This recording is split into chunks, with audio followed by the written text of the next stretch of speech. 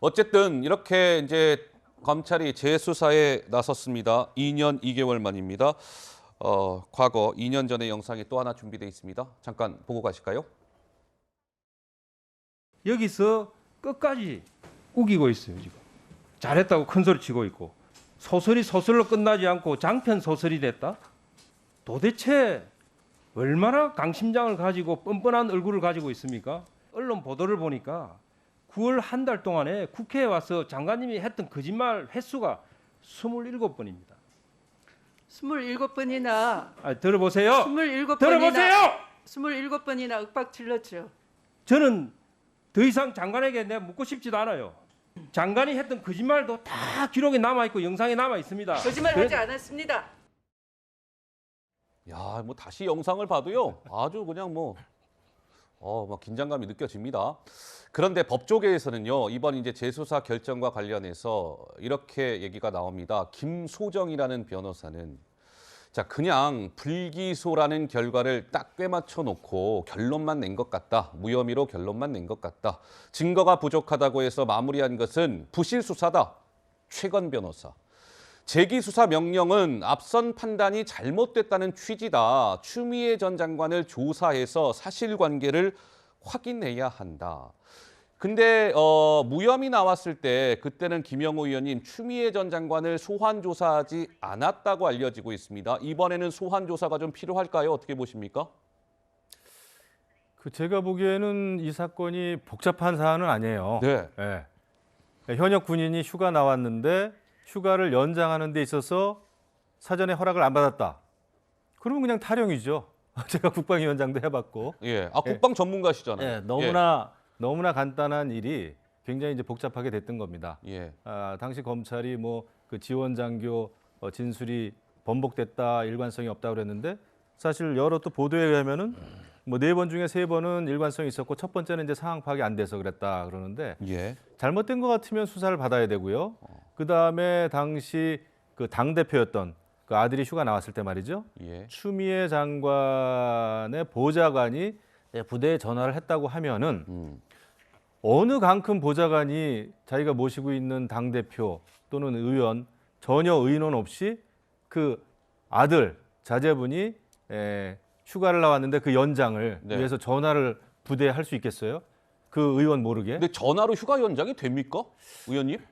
그거는 여러 가지 이제 긴급 상황 같으면 예. 긴급 상황 같으면 되는 경우가 있죠. 근데 추미애 장관 아들이 이게 긴급 사안입니까? 그러니까 제가 볼 때는 이것은 정상적이지가 않아 보이는 거예요. 그런데 지금 이제 추미애 장관은 당시 소설 쓰시네 그랬는데 솔직히 문재인 정부에서 소설 같은 일이 사실로 드러난 게 너무나 많습니다. 여러 가지 수사에 있어서도 대장동 사건도 전혀 지금 당군 일의 최대 치적이라 그랬다가 결국은 시장 선거, 대통령 선거 비자금 만드는 저수지 사업이 돼버리고 있잖아요. 지금 막 그렇게 가고 있지 않습니까? 네. 그래서 잘못된 것은 제대로 수사하는 게 원칙적으로 맞다 생각을 합니다. 예. 워낙 지금 수사가 전방위적으로 이루어져서 좀 걱정은 됩니다. 솔직히 경제도 그렇고 그런데 어쨌거나 문재인 정부에서도 검수완박을 막 드라이브 걸면서 네. 제대로 된 검찰 개혁을 하려고 하지 않았습니까? 예. 제대로 된 검찰이면은 검찰이 해야 될 제대로 된 수사를 먼저 하는 게 가장 중요하고 기본인데 네. 그걸 안 했잖아요. 그러면 다시 수사를 하는 게 맞겠죠? 그러니까 뭔가 지금 박원석 의원님, 김영우 의원님, 구자홍 처장님 뭔가 어쨌든 당시에 무혐의 처분과 관련돼서는 자세히 우리가 알 수는 없지만 뭔가 좀 미심쩍은 면이 있다라는 말씀을 주셨습니다. 그런데 더불어민주당에서는 어제 김현정 대변인이 이번에 재수사 관련해서 정치 보복을 자인하는 것이다라고 하면서 지금의 검찰을 또 맹공격했습니다. 김종옥 교수님 보시기에는 이게 정치 보복 사안이라고 보십니까? 어떠세요? 나중에 확인이 돼야지 정치 보복인지 아닌지 알 수 있을 것 같다는 생각이 들고요. 예.